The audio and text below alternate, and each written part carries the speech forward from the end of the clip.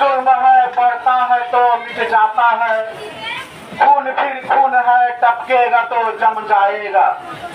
जुल्म की बात ही क्या, जुल्म की औकात ही क्या, जुल्म बस जुल्म है आगाज से अंजाम तलक। खून फिर खून है, 100 शक्ल बदल सकता है, ऐसी शक्लें के मिटाओ तो मिटाए ना बने, ऐसे नारे के दबाओ तो दबाए ना बने, ऐसे शोले के बुझाओ तो बुझाए ना बने। खून फिर खून है टपकेगा तो जम जाएगा। तुमने जिस खून को मकतल में दबाना चाहा, आज वो कूचा बाजार में आ निकला है। कहीं लाशा, कहीं शोला, कहीं नारा, कहीं पत्थर बनकर। खून चलता है तो रुकता नहीं संगीनों से, सर उठाता है तो झुकता नहीं आईनों से। खून फिर खून है टपकेगा तो जम जाएगा। জেনেভা ক্যাম্পে অবস্থিত এসপিজিআরসি বাংলাদেশের কেন্দ্রীয় সভাপতির নিয়ন্ত্রণাধীন ঐতিহ্যবাহী শিক্ষা প্রতিষ্ঠান এনএলজে হাই স্কুল দখলদারদের কবল থেকে মুক্ত করার আহ্বান। শিক্ষাই জাতির মেরুদণ্ড। যদি কোনো জাতিকে ধ্বংস করতে চাও তাহলে তার শিক্ষা ব্যবস্থাকে ধ্বংস করে দাও। জেনেভা ক্যাম্প সহ সারা বিশ্বে আমার প্রিয় বন্ধুগণ, এসপিজিআরসি নেতৃবৃন্দ, জেনেভা ক্যাম্প প্রশাসন, অবহেলিত জনগোষ্ঠীর সেবাদানকারী এনজিও প্রতিনিধি, শিক্ষাবিদ এবং আমার সকল শুভাকাঙ্ক্ষীকে জানাই সশ্রদ্ধ সালাম। আসসালামু আলাইকুম ওয়া রাহমাতুল্লাহ। বন্ধুগণ, আমি মোহাম্মদ আখতারুজ্জামান। আমি জেনেভা ক্যাম্পের এই এনএলজে হাই স্কুলে শিক্ষকতা করে নিজের অবহেলিত জনগোষ্ঠীর শিশুদের শিক্ষার আলোয় আলোকিত করার চেষ্টায় নিযুক্ত রয়েছি। আমার আন্তরিকতা ও নিষ্ঠার কারণে আমি ধাপে ধাপে সহকারী প্রধান শিক্ষক এবং গত 2025 সালে প্রধান শিক্ষকের দায়িত্ব পালন করি। আমি এই স্কুলটাকে শুধু দেয়াল আর ছাদ মনে করি না, স্কুলটাকে আমার ঘর মনে করি। পকেটে বেতন থাক বা না থাক, হাসি মুখে দায়িত্ব পালন করেছি। ক্রান্তিকালে স্কুলটিকে টিকিয়ে রাখার জন্য মানুষের দরজায় গিয়েছি। যে স্কুলের বারান্দায় আমার জীবনের 21টি বসন্ত কাটিয়েছি, যে আঙিনায় শিশুদের হাসি মুখে আগামীর স্বপ্ন বুনেছি, এখন সেই আঙিনাতেই আমি ষড়যন্ত্র আর অন্যায়ের শিকার। আজ আমি আপনাদের সামনে শিক্ষক হিসেবে নয়, বরং একজন অসহায় স্বপ্নদ্রষ্টা হিসেবে দাঁড়িয়েছি। আজ স্কুল পরিচালনা কমিটির হাতে জিম্মি শিক্ষকদের সম্মান এবং শিশুদের ভবিষ্যৎ। প্রশাসনিক সিদ্ধান্ত গ্রহণে স্বচ্ছতার অভাব, সহকর্মীদের মধ্যে ভেদাভেদ সৃষ্টি, বৈষম্যমূলক আচরণ, শিক্ষকদের সাথে অসম্মানজনক ব্যবহার, মিথ্যা অপবাদ এবং সর্বোপরি চাকুরি হরণের ষড়যন্ত্রমূলক অপতৎপরতা, এসব কিছু ভয়াবহ রূপ ধারণ করেছে। একজন শিক্ষকের নেতৃত্ব নীরব করে দেওয়া হচ্ছে, আদর্শের পক্ষে দাঁড়ানো বিরুদ্ধতা হিসেবে চিহ্নিত করা হচ্ছে। বাইরে থেকে দেখলে মনে হবে সবকিছু আগে থেকে উন্নত হয়েছে, আমিও স্বীকার করি। তবে কি উন্নত হয়েছে ভাবতে হবে। উন্নত হয়েছে বাহ্যিক অংশ, শিশুদের দেওয়া হয়েছে ড্রেস, জুতা, ব্যাগ সহ অন্যান্য সুবিধা, কিন্তু পড়ার মান উন্নয়নের কার্যকরী কোনো পদক্ষেপ গ্রহণ করা হয়নি। শিশুদের প্রতিদিনের শপথ রক্ষায় কোনো গুরুত্ব প্রদান করা হয়নি। মনে রাখতে হবে, চপ চপ করলেই শোনা হয় না। আমি স্কুলের এবং এসপিজিআরসির সভাপতি, সুনাম যাতে ক্ষুণ্ণ না হয় এজন্য 1 বছর চুপচাপ সকল অত্যাচার সহ্য করেছি। আজ অত্যন্ত ভারী মন নিয়ে কমিটির কৃতকর্ম আপনাদের সামনে তুলে ধরতে বাধ্য হয়েছি, না হলে আমি নিজেকে ক্ষমা করতে পারবো না। আমি জানি সত্য বলার অপরাধে হয়তো আজকে আমার প্রিয় স্কুলের দরজা আমার জন্য চিরতরে বন্ধ হয়ে যাবে, এমনকি আমার বিরুদ্ধে গভীর কোন ষড়যন্ত্র হতে পারে। পরিণাম যেটাই হবে আপনারা জেনে যাবেন। লোক দেখানো, জাঁকজমকের পেছনে লুকানো কুৎসিত সত্য আপনাদের সামনে তুলে ধরব। মিথ্যার কাছে মাথা নত করে শিক্ষকতা করা যায় না। আমি আমার আত্মসম্মান এবং আমাদের সন্তানদের প্রকৃত শিক্ষা নিশ্চিত করতে লড়েছি এবং লড়ে যাবো ইনশাআল্লাহ। অসত্যের কাছে প্রভু নত নাই হবে, ভয় কাঁপে কাপুরুষ, লড়ে যায় বীর। আপনার আমার সাথে না থাকলেও সত্যের সাথে থাকবেন, এটাই আমার চাওয়া। বন্ধুগণ, 2005 থেকে 2023 পর্যন্ত সুরভি এবং অবেদ অত্র এনএলজে হাই স্কুল পরিচালনা করেছে। 2024 সালে কোন এনজিও না থাকায় জনাব Mohammad Shawkat Ali, Abdul Gani sir, Mohammad Ali sir, Mohammad Ibrahim sir, আমি মোহাম্মদ আখতারুজ্জামান এবং আমার স্ত্রী সাজিয়া খাতুন, আমরা 6 জন স্কুলের হাত ধরে রেখেছিলাম। আপনারা জানেন আমাদের ভয় ছিল যে ক্যান্সার দরিদ্র শিশুদের শিক্ষার আলো যেন নিভে না যায়। স্কুলের ক্রান্তি লগ্নে যারা খেয়ে না খেয়ে স্কুলটিকে সচল রেখেছেন, আমি তাদের প্রতি এবং একই সাথে বর্তমানে কর্মরত নিবেদিত প্রাণ শিক্ষক শিক্ষিকার আন্তরিকতা ও নিষ্ঠার জন্য ধন্যবাদ ও কৃতজ্ঞতা জানাচ্ছি। আমি স্কুলের অভিভাবক সবাই বলেছি, এই স্কুল হচ্ছে আমাদের গরিব ও সহায় শিশুদের পড়ালেখার সাথে সংযুক্ত করার একটি সেতু। স্কুলটি বন্ধ হয়ে গেলে অধিকাংশ শিশুর পড়ালেখা বন্ধ হয়ে যাবে। তাই তাদের ভবিষ্যতের কথা চিন্তা করে অনেক অনুনয় বিনয় করে এই ড্রিম লাইফ ফাউন্ডেশন নামক এনজিওকে স্কুল পরিচালনার দায়িত্ব ভার নিতে রাজি করি। আমি ভেবেছিলাম সুদিন ফিরে আসবে, কিন্তু দেখা গেল স্কুল পরিচালনা কমিটির ধানখালিপনা, রূঢ় আচরণ, মাত্রাতিরিক্ত খবরদারির কারণে স্কুলের পরিবেশ এমন এক অবস্থায় পৌঁছায় যা একজন শিক্ষকের জন্য অসম্মানজনক ও হতাশাজনক। কমিটির কোন হুকুম আহকাম পালন করতে সামান্য বিলম্ব হলে তারা শিক্ষকদের নবাবের বাচ্চা, গাঁজাখোর, ভিখারি বলে কটূক্তি করে। স্কুলের প্রধান শিক্ষক হিসেবে আমি তাদের কথা তারা বুঝতে পারে আমি খালি পারবে না, তাই তারা তার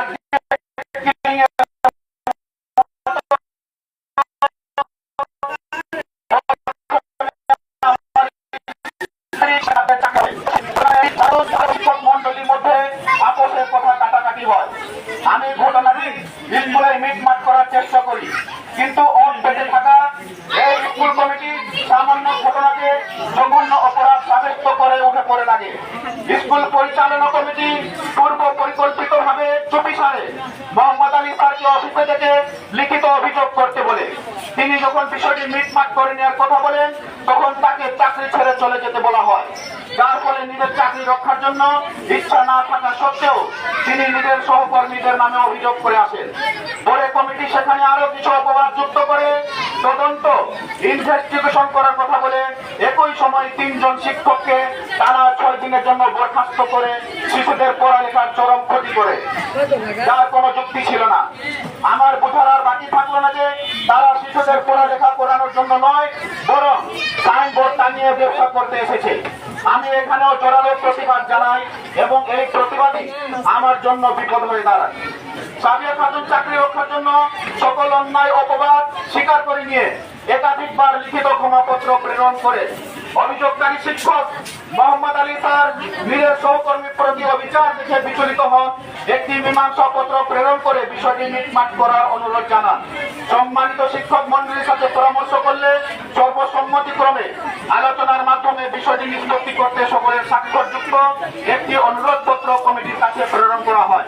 দুঃখের সাথে বলছি যে পত্র প্রেরণের পর আমার শিক্ষককে ভয়ভীতি প্রদর্শন করা হয়।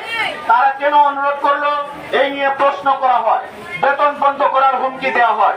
শুধু তাই নয়, তারা আমার রুমে তারা বন্ধ করে দেয় এবং আমার দরজার বাইরে যে নেম প্লেট ছিল সেটা উপরে ফেলে দেয়। আপনারা ভিতরে দেখলে এটা প্রমাণ পেয়ে যাবেন। আমি কয়েকবার রুমটি খুলে দিতে অনুরোধ করি, কিন্তু এই কমিটি কোনো কথা কানে নেয় নাই।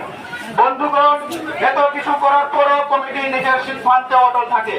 আমিও তাদের অন্যায় অবিচারে মাথা নত করিনি। আমি বিষয়টি নিয়ে আলোচনার কথা বলি, তখন কমিটি তোর বাপের চাকর না, কমিটির সিদ্ধান্ত না মানলে অনেক খারাপ করে দেওয়া হবে, এভাবে আমাকে হুমকি ধুমকি দেওয়া হয় এবং বল প্রয়োগপূর্বক 1 মাসের জন্য আমার দায়িত্ব পালন করা থেকে বিরত রাখা হয়। তারপর 3টি মাসে 3টি রিমাইন্ডার দেওয়ার পরও কমিটির পক্ষ থেকে কোনো উত্তর পাইনি, যা অত্যন্ত হতাশাজনক। আমাকে সাসপেন্ড রেখে চূড়ান্ত কোনো সিদ্ধান্ত ছাড়াই নতুন চুক্তি স্বাক্ষর হয়ে গেল, যেটি সম্পূর্ণ বেআইনি।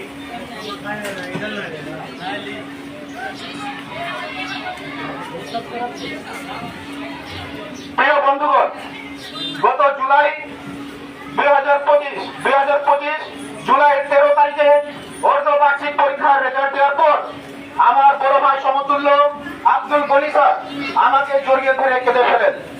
তিনি বললেন, আক্তার তুমি মনে দুঃখ নিও না, আমি কি করব ভাই, আমি খুবই অসহায়, অফিস যেভাবে বলছে আমাকে সেভাবে করতে হচ্ছে।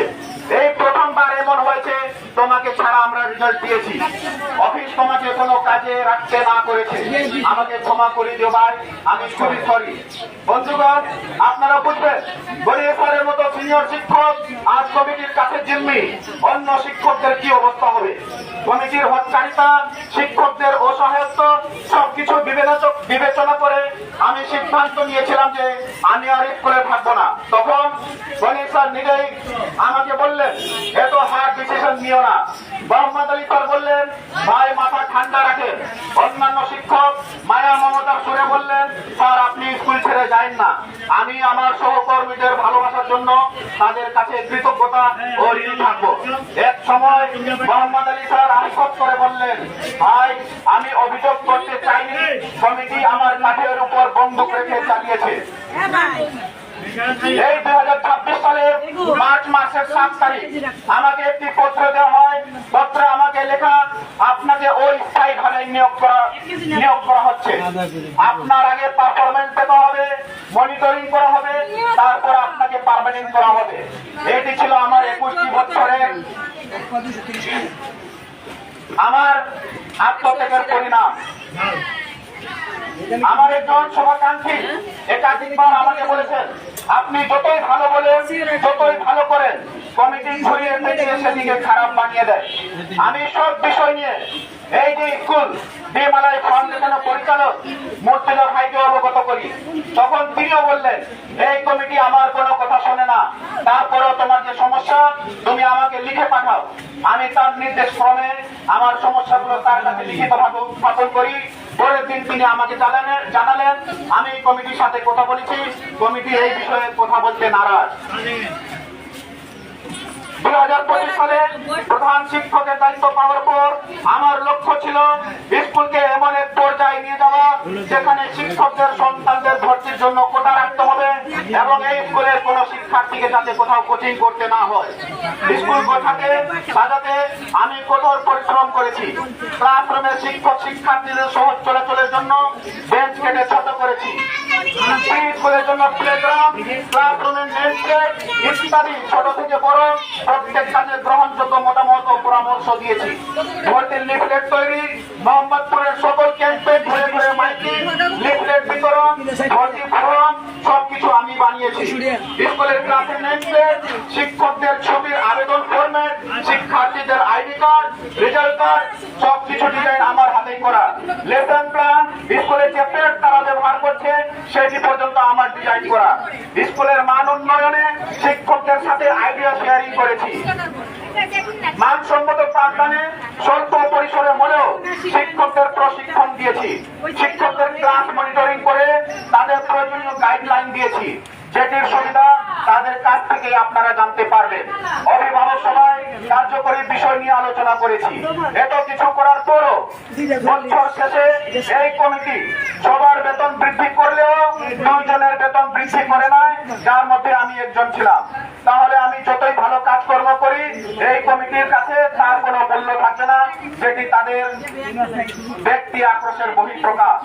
আমি কমিটিকে আমন্ত্রণ জানাই, আসুন একটা ক্লাস আপনারা নেন, একটা ক্লাস আমি নিই। এই বাচ্চাদের পড়ালেখার মান উন্নয়নে 5টা প্রস্তাব আপনারা আনেন, 5টা প্রস্তাব আমি আনি। আমি চ্যালেঞ্জ দিয়ে বলছি, এই বাজারের ভিতরে আপনাদের চেয়ে যদি উন্নত, আপনাদের চেয়ে গ্রহণযোগ্য যদি মতামত দিতে না পারি, পরামর্শ দিতে না পারি, তাহলে আপনাদের যে কোনো সিদ্ধান্ত মাথা পেতে নিতে আমি বাধ্য থাকবো। তবে এটা বলতে হবে, যদি আপনারা না পারেন তাহলে আপনারা কি করবেন? আপনারা যদি না পারেন তাহলে আমার এই অবহেলিত জনগোষ্ঠীর মাসুম বাচ্চাদের ভবিষ্যৎ নিয়ে ছিনিমিনি করবেন না, তাদের দেখিয়ে ব্যবসা করা বন্ধ করে দিতে হবে। তবে আমি আবারও বলবো, আপনারা স্কুলের অবকাঠামো উন্নয়ন করেন, স্কুলে টাইলস লাগান, স্কুলে এসি লাগানোর ব্যবস্থা করেন, কিন্তু শিক্ষার্থীদের পড়াশোনা কিভাবে মানসম্মত করা যায় তা আমার উপর, শিক্ষক মন্ডলীর উপর ছেড়ে দেন। এই প্রসঙ্গে বন্ধুগণ আরেকটা কথা আপনাদেরকে বলে দিই, যেটা বললাম যে বছর শেষে সবার বেতন বৃদ্ধি করলেও 2 জনের বেতন বৃদ্ধি করে নয়, যার মধ্যে আমি একজন ছিলাম এবং আমার একজন টিচার হচ্ছে, যার নাম হচ্ছে কবিতা আক্তার শেখ। কবিতা আক্তার মির যখন তার বেতন বৃদ্ধি হয় নাই, তিনি 3 দিন কান্নাকাটি করেছেন এবং জানতে চেয়েছেন যে আমার ঘাটতিটা কোথায়। কিন্তু এই কমিটি বলল, আমরা যে সিদ্ধান্ত নিয়েছি তার উপর আর কোনো আলোচনা নেই। এইভাবে একটা শিক্ষা প্রতিষ্ঠান চলে কিনা, এই বিচার আপনাদের কাছে সুপর্দ করলাম। আমার শুভাকাঙ্ক্ষীগণ বলছেন, আপনি এদের সাথে পারবেন না, আপনি এদের সাথে তালে তাল মিলিয়ে চলেন। কিন্তু এখানে শুধু কথা আমার না, কথা হচ্ছে আমার জনগোষ্ঠীর কোমল মতো শিশুদের। তারা কি এখানে নৈতিকতা শিক্ষা পাচ্ছে? তাদের অন্যায়, দুর্নীতি ও বৈষম্যহীন আদর্শ দেশ গড়ার শপথ করানো কি ঠিক হচ্ছে? ক্লাসরুমের বোর্ডগুলো বেঞ্চের উপর থাকে, একাধিকবার টিচারদের গায়ে পড়েছে। শিশুদের গায়ে পড়লে বড় ধরনের দুর্ঘটনা ঘটে যেতে পারে। টয়লেটের লাইট 6 মাস পর্যন্ত থাকে না। অবাক করার বিষয় যে ক্লাস পরিচালনার সবচেয়ে গুরুত্বপূর্ণ সামগ্রী মার্কার কলম মাসের পর মাস প্রদান করা হয় না। বাস্তবে শিক্ষকরা নিজের টাকা দিয়ে মার্কার কলম কিনে ক্লাস নেন।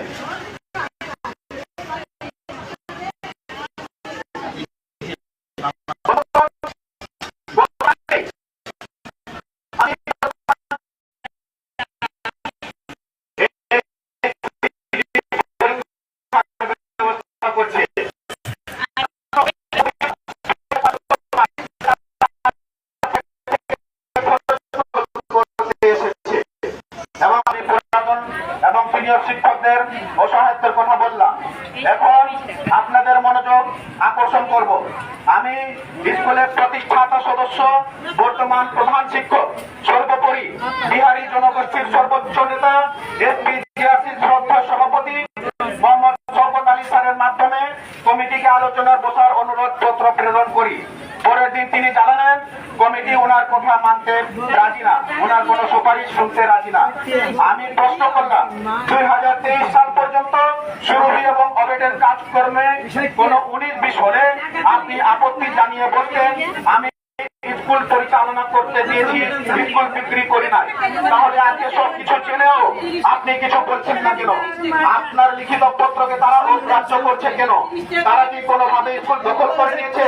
তিনি আমার প্রশ্নের কোনো উত্তর না দিয়ে নিশ্চুপ হয়ে যান। এই বছর কি চুক্তি হয়েছে আমি তার কপি দেখতে পেলে তিনি বললেন যে তারা চুক্তির কোনো কপি দেয় নাই, বরং তিনি আমাকে বললেন তোমার ঘর সংসার আছে, স্ত্রী সন্তান আছে, ঝামেলাতে জড়ায় না, চুপ করে কাজ করতে থাকো। আমি তার শুভ চিন্তার জন্য কৃতজ্ঞ। তখন আমি সভাপতির অসহায়তার কারণ বুঝতে পারলাম যে ভবিষ্যতে আমার বিরুদ্ধে গভীর কোন ষড়যন্ত্র হতে পারে।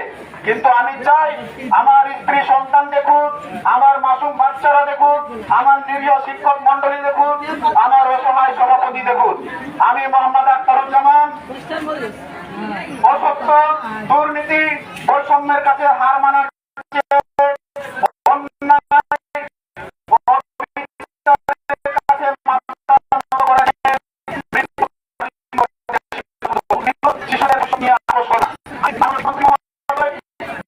শিক্ষা প্রতিমন্ত্রী এবং অভিভাবক জনাব এমপি মহোদয়, এসপিজিআরসির নেতৃবৃন্দ, সদস্যবৃন্দ, জেনেভা ক্যাম্প প্রশাসন, স্কুলের প্রাক্তন ও বর্তমান শিক্ষক শিক্ষিকা ও ছাত্রছাত্রী, জেনেভা ক্যাম্পের সর্বস্তরের জনগণ সহ সকলের দৃষ্টি আকর্ষণ করে স্কুলের বর্তমান পরিস্থিতি তুলে ধরলাম এবং আপনাদের বিবেকের কাছে এর বিচার দিলাম। নীতি নৈতিকতার অবর্তমানে আমার ছাত্রছাত্রীরা কোন আদর্শ গ্রহণ করবে, এটা প্রশ্ন আপনাদের কাছে। আর যদি আপনারা রুখে না দাঁড়ান তবে মনে রাখবেন অদূর ভবিষ্যতে প্রি ম্যানেজার হাই স্কুল মানুষ গড়ার কারখানা নয়, ভবিষ্যৎ ধ্বংসের কর্মশালায় রূপান্তরিত হতে কোনো বাধা থাকবে না।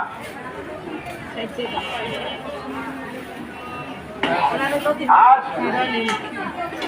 এই লাইভের মাধ্যমে আমি প্রি ম্যানেজার হাই স্কুল পরিচালনা কমিটির কাছে প্রশ্ন রাখতে চাই, মানুষ গড়ার কারিগর শিক্ষকদের প্রতি স্বৈরাচারী শাসন এবং তাদের সাথে বিমাতাসুলভ আচরণ কেন?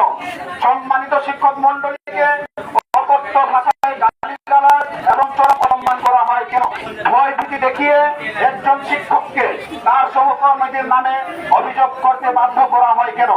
নিজেদের অসৎ উদ্দেশ্য হাসিল করতে শিক্ষকদের চাকরি হরণের ভয় দেখানো হয় কেন? শিক্ষকদের বিরুদ্ধে পরিকল্পিত অভিযোগ তৈরি করে শপথ প্রদান, ব্যাখ্যা, বিব্রতকর পরিস্থিতি পরিস্থিতি সৃষ্টি করা হয় কেন? গঠনমূলক তদন্ত ছাড়াই পক্ষপাত এবং বৈষম্যমূলক শাস্তি প্রদান করে মানসিকভাবে হেনস্থা করা হয় কেন? একই অপরাধে বৈষম্যমূলক ও অন্যায্য শাস্তি প্রদান করা হয় কেন? শিক্ষকদের মতামত প্রদান বা আত্মপক্ষ সমর্থনের কোন প্রকার সুযোগ প্রদান করা হয় না কেন? অভিযোগকারী শিক্ষক অভিযোগ প্রত্যাহার ও মীমাংসা করে নিলেও কমিটি সেটা মেনে নেয় না কেন?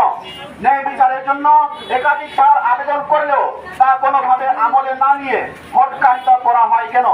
সৃষ্ট সমস্যা আলোচনার মাধ্যমে মিটমাট করার কথা বললে অশ্রাব্য ভাষায় হুমকি ধুমকি প্রদান করা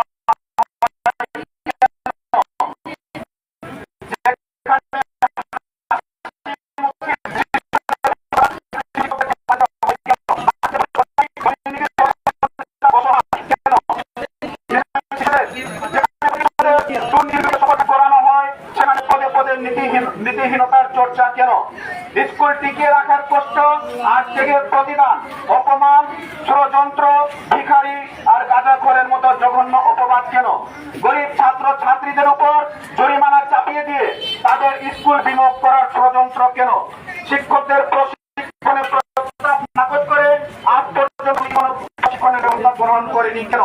সাবেক প্রধান শিক্ষককে সাময়িক বরখাস্তের বিষয়টি অমীমাংসিত রেখে বেআইনিভাবে নতুন চুক্তি করা হয় কেন? সবকিছু যদি ভালোই থাকে তাহলে দাতাদের সামনে ভালো বলার জন্য শিক্ষক ও অভিভাবককে শিখিয়ে দিতে হয় কেন? স্কুল পরিচালনা করতে এসে সেবার আড়ালে স্কুল দখলের ফাইসলা কেন? প্রতারণা করে স্কুল বুকিং নিজের অধীনে নিয়ে টাকা আত্মসাৎ হয় করা হয় কেন? অবহেলিত শিশুদের এগিয়ে নেওয়ার বদলে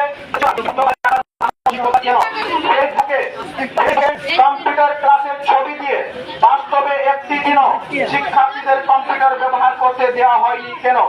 বন্ধুগণ, খুবই গুরুত্বপূর্ণ একটা বিষয় আমি আবারও রিপিট করছি। আপনারা দেখবেন জানুয়ারি মাসের 28 তারিখে ফেসবুকে পোস্ট করা হয়েছে যে জেলেমা ক্যাম্পের স্কুলে শিক্ষার্থীদের জন্য কম্পিউটার ল্যাব বানানো হয়েছে। ওই পোস্ট করার পরের দিন হতে আজ পর্যন্ত যেখানে ছাত্রছাত্রীরা আছে আপনারা জিজ্ঞেস করেন একটা ছাত্র কি কম্পিউটার ব্যবহারের সুযোগ পেয়েছে? পায় নাই। এটা হচ্ছে শুধু লোক দেখানো পোস্ট। শিক্ষার প্রকৃত মান উন্নয়নের চেয়ে কেবল লোক দেখানো কর্মকাণ্ডে বেশি গুরুত্ব দেওয়া হয় কেন? স্কুলের প্রতিষ্ঠাতা সদস্য বর্তমান প্রধান শিক্ষকের কথাকে অমান্য করে তাকে বারবার অপমান করা হয় কেন? স্কুলের বর্তমান চুক্তিতে কি কি শর্ত আছে তা গোপন রাখা হয়েছে কেন? আজ পর্যন্ত চুক্তির কোনো কপি স্কুলে দেওয়া হয়নি কেন?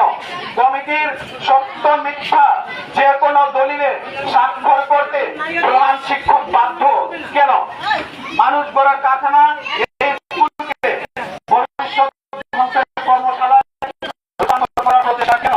শিক্ষা উপকরণ, প্রশ্ন, ফটোকপির জন্য কাগজ এগুলো সরবরাহে কমিটির অনীহা কেন? প্রায় আজকে 5 মাস হয়ে গেছে, 2026 সালের 5 মাস। এই 5 মাসে একটি মাসও অভিভাবকদের সভা হয়নি কেন? এই প্রশ্ন আমি কমিটির কাছে রাখলাম এবং আপনাদের কাছে বিচার দিলাম।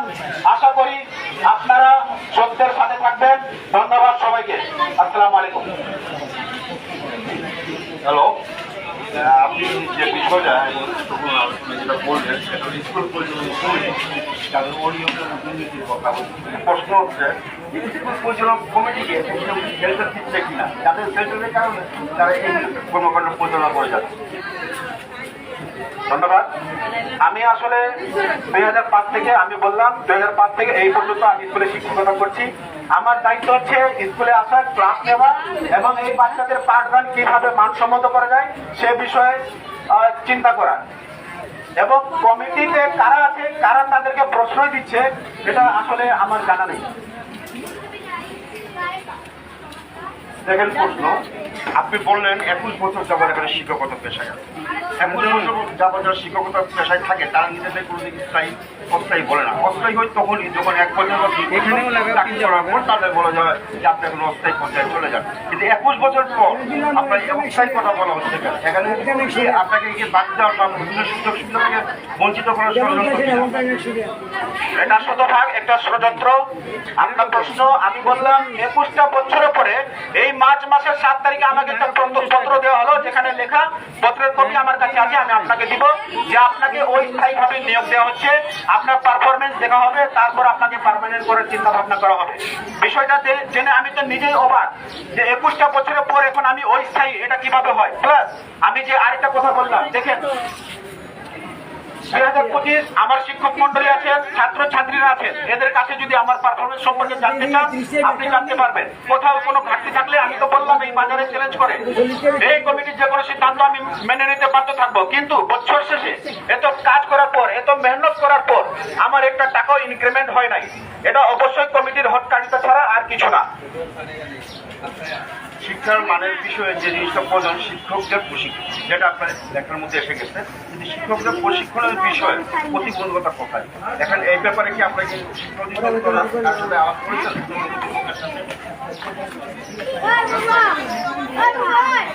যেহেতু আমি 2005 থেকে, আপনারা জানবেন, সুরভি এবং প্ল্যান ইন্টারন্যাশনাল বাংলাদেশ, আমি এই আমার আরো কয়েকজন শিক্ষক আছেন, আমরা এই প্ল্যান কিন্তু ইন্টারন্যাশনাল একটা অর্গানাইজেশন যারা শিক্ষা নিয়ে কাজ করে, এবং এই অর্গানাইজেশনের আন্ডারে আমরা অনেকগুলো প্রশিক্ষণ দিই। 2025 সালে আমি নিজে টিচারদের প্রশিক্ষণ দিয়েছিলাম। এটার উপকারিতা আপনি টিচারদের কাছে জানতে পারবেন যদি তারা বলে। সেই আলোকে আমি বলছিলাম, হাফ ইয়ারলি যখন রেজাল্ট ভালো হয় না, আমি তখন বললাম এই যে আমাদের পড়ালেখাতে ঘাটতি কোথায়, কেন রেজাল্ট খারাপ হয়েছে, আমি টিচারদের নিয়ে একটা শেয়ারিং করি, প্রয়োজনে তাদের একটা প্রশিক্ষণের ব্যবস্থা করি। তখন কমিটি স্পষ্ট জানিয়ে দিল যে এগুলোর কোনো প্রয়োজন নাই। গুরুত্বপূর্ণ একটা বিষয় ছিল, যেটা হচ্ছে আগে আমার বলা উচিত ছিল, সেটা যেখানে শিক্ষা প্রতিষ্ঠানের শিক্ষকের সমস্যা,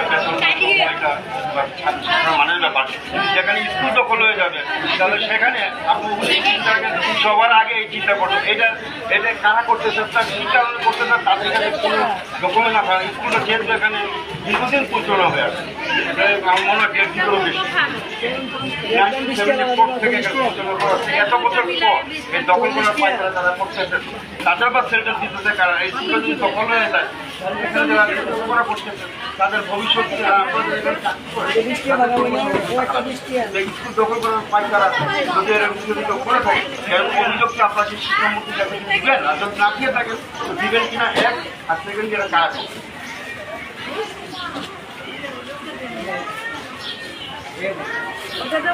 দখলের পায়তারা আমি বললাম যেটা, এটা হচ্ছে কমিটির কর্মকাণ্ডের প্রেক্ষিতে আমি বলতে বাধ্য হয়েছি, কারণ আমি এখানে বললাম আমার আলোচনাতে যে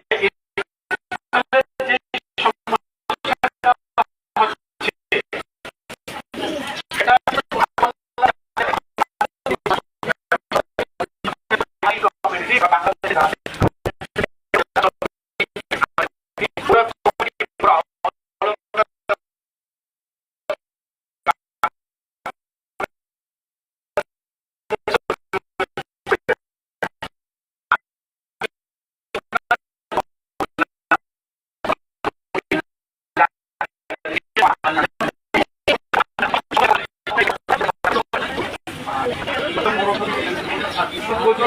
এটা কিন্তু কোনো পরিবর্তন করা যায়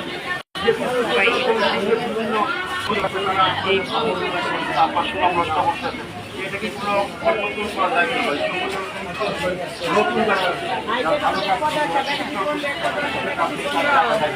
না? এখানে কোনো গঠন করতে নিয়ম করা থাকার জন্য আসলে 2024-এ কোনো এনজিও ছিল না, এটা আমি বললাম এখানে। কোনো এনজিও ছিল 2024-এ, আমরা সেলফ কন্ট্রিবিউশন এটা চালিয়েছি। তারপর 24-এর লাস্টের দিকে আমরা যে 5-6 জন শিক্ষক ছিলাম, আমরা অনেক অনুরোধ বিরোধ করে এই শ্রীমালাই ফাউন্ডেশনকে স্কুল পরিচালনা করতে রাজি করেছি। এবং সে সময় স্কুলের পক্ষ থেকে প্রধান শিক্ষক হয়ে আমি এবং পরিচালনা কমিটির পরিচালক মুর্তজা আহমেদ খান, আমাদের দুজনের মধ্যে চুক্তি হয়। এবং মুর্তজা আহমেদ খান পরে এসএমসি কমিটি গঠন করে, স্কুল কমিটি।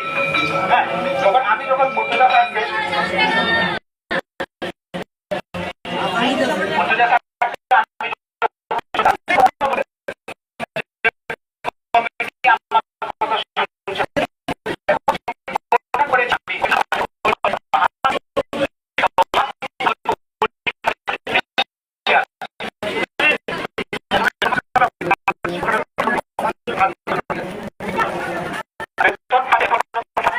আমি দুইটা শিফটে ছিলাম, সকাল থেকে পর্যন্ত আমাকে প্রথম শিফটটা বাদ দিয়ে শুধু সেকেন্ড শিফটে রাখা হয়েছে। আমার সন্ধ্যা যে সময় হয়ে যাবে, যে সময় আমার সন্ধ্যা একটা হয়ে যাবে। ধন্যবাদ